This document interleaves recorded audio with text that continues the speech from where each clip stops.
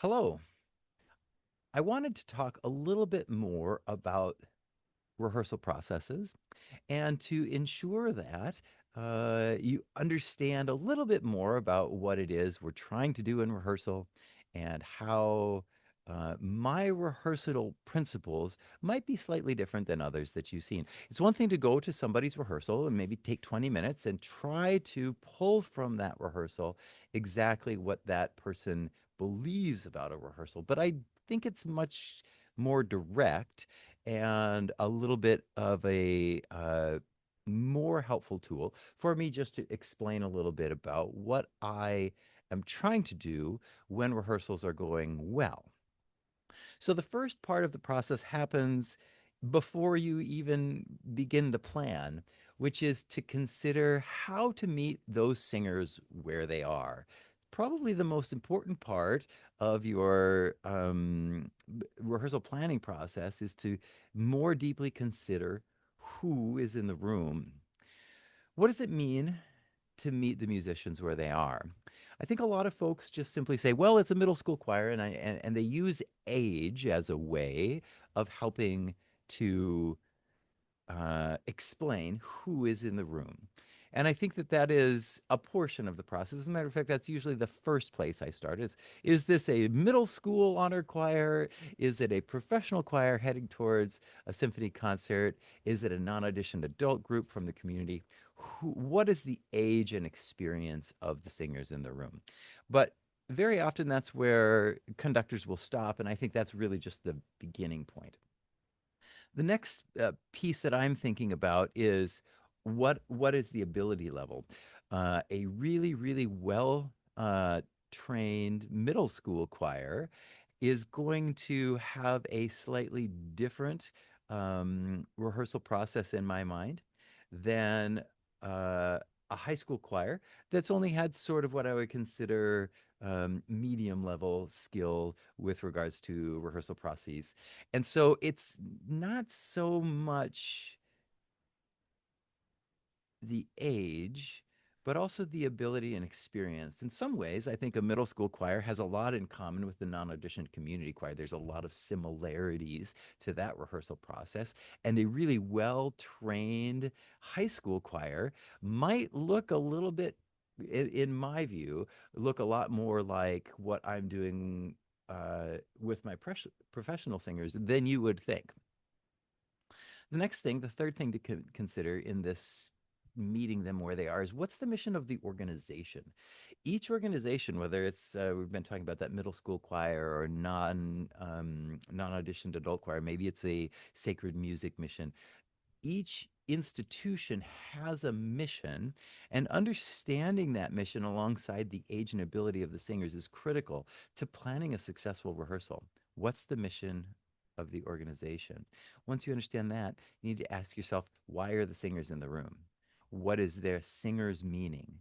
So we know it's a middle school choir with a mission of education. Great. But why are the singers there? And I think that that really informs what kind of rehearsal processes you're going to put in place when they walk in the door. Once you've done that, there's one more step in meeting the musicians where they are, and that's taking at least some time to consider what their likely next steps are going to be. So, whether it's an honor choir or your new job, understanding all of those things on how to meet the singers where they are is really important. And then the next step is to consider what they're going to need from you in the next steps. So let's go now to the second large point of what my rehearsals look like. I think more than any conductor I know, I have a systematic and repeatable process that I like to employ that makes success not only possible, but in many ways inevitable. And I love that. I kind of unintentionally have curated this processes because I want to make certain that we're growing every day. But it stems from a sort of frustration I feel when I'm in some rehearsals. I can't tell if we're getting better. It's not always clear to me what the conductor is after. There's no real repeatable process from one piece to the other. And I leave the rehearsal wondering where we're going. Are we going to make it? It's 2 weeks to the concert. Are we going to land where we need to land? And so that is unique to me in some ways. I've known lots of conductors who have these same goals that do them slightly differently. So the one thing that I think is important to understand about my process is I really think there's only two things you should do. And I really ask the graduate students under my care to limit themselves to these two kinds of comments: affirmation or instruction. And that's it. If if the ensemble has asked you or has performed what you've asked them to do well, it's critically important that you say, "Yes, choir, that was fabulous. You did it. Congratulations. Now take out the Bach bar 15. Here we go." And the affirmation of your singers is important because many conductors only tell them what they're doing wrong.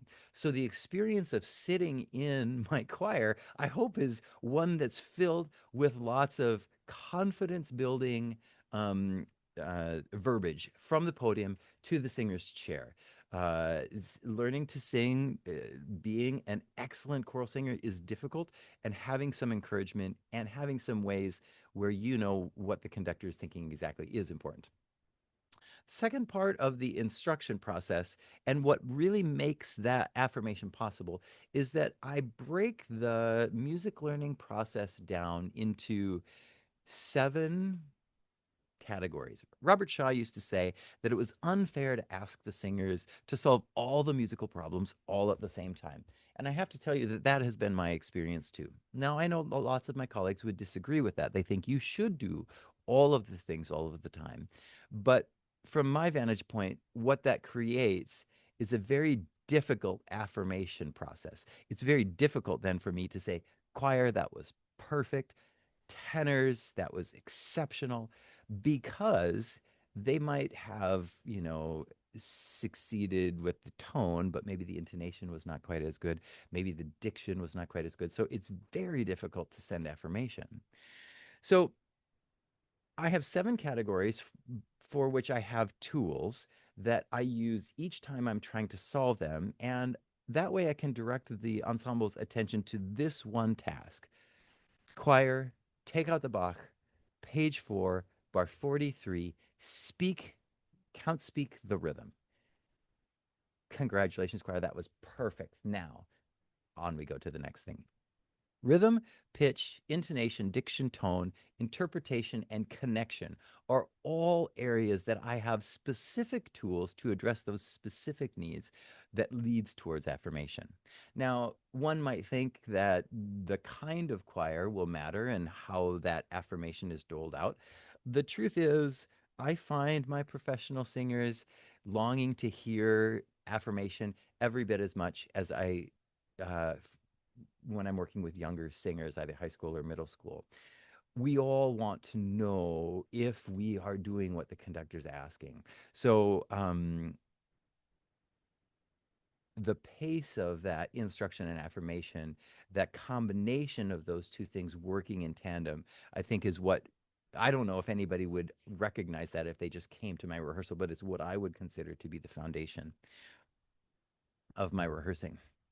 Uh, to be a successful rehearsal, the pace of rehearsal is critically important. And again, if I were to submit a 20-minute video of me rehearsing, you might get a sense for that, but you probably wouldn't because of the various edits. But nearly everybody who sits in my rehearsals makes a comment on the speed with which I rehearse. I think that's really important. My university choir meets for 90 minutes, 3 days a week, and I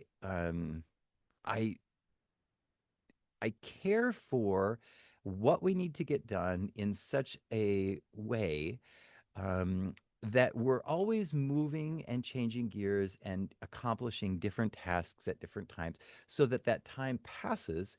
And very often students will look up and say, "Is it already time to go?" And that's when I know I've done well, at least for that one student.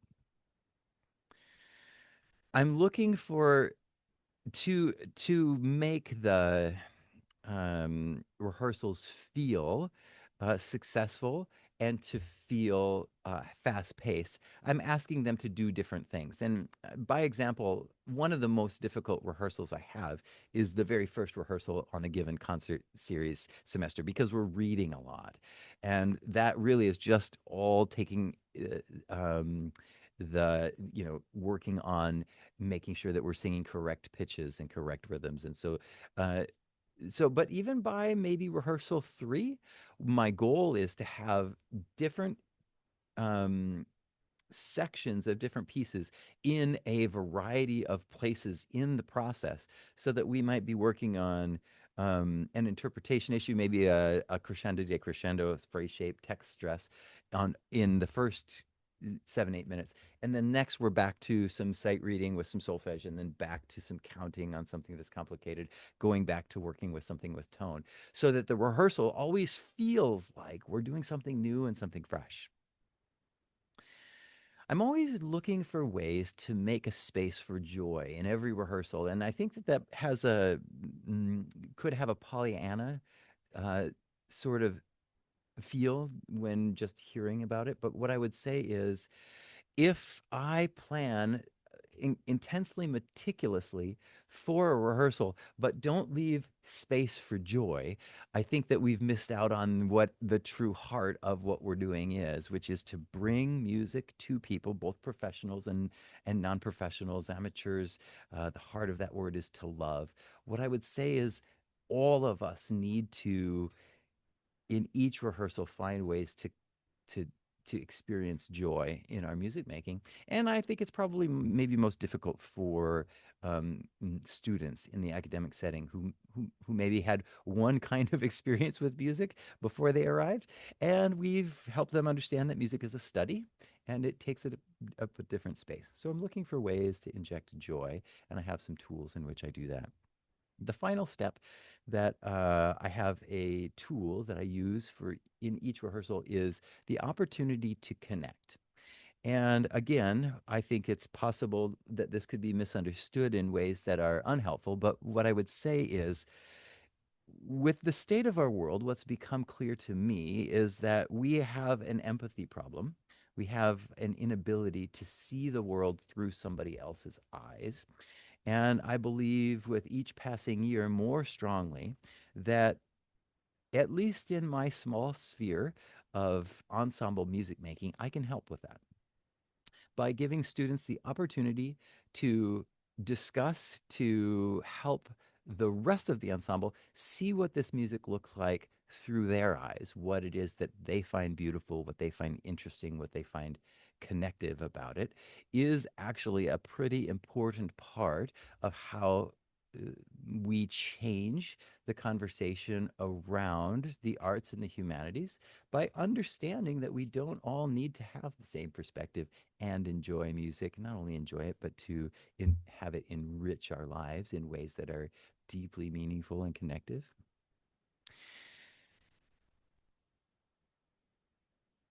The final thing that I will say is that my audience changes. As a university professor who leads a graduate program, I've got students who see themselves heading towards church music or heading towards university study or wanting to be the very best middle school teacher this side of the Mississippi. I think it's important to help all of the future colleagues that we're training in the university to understand that their students will come to music with a variety of backgrounds. So if we don't help our future colleagues understand how to meet singers where they are, and then how to develop the skills that maybe they didn't need to develop if they were a young pianist. Some of these skills might seem redundant to them personally, and they might misunderstand that their students will find these skills necessary. And so they'll go out into a situation that they're unprepared for and really not have the tools necessary to be successful. In my career, I've worked uh, in 5 through 12 settings in music education. I've worked in liberal arts, sacred spaces. I've worked in worship music. I've worked in community music. I've worked in mid-sized state institutions, and I've worked in, albeit for a brief time, in large research one institutions, University of Arizona and University of Michigan among them. So my perspective on how to rehearse and all of these things that I've been articulating to you comes from that long experience of more than 25 years of practical music making in real circumstances and a strong desire to see all of my students, whether they're headed toward the middle school classroom or whether they're headed towards some sort of professional career in conducting. Um, I feel that the rehearsal process is integral to that success.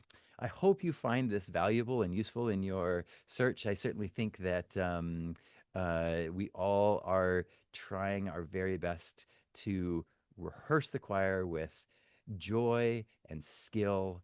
And I think this is in some ways where the art of being a conductor lies. Thanks so very much and have a great day.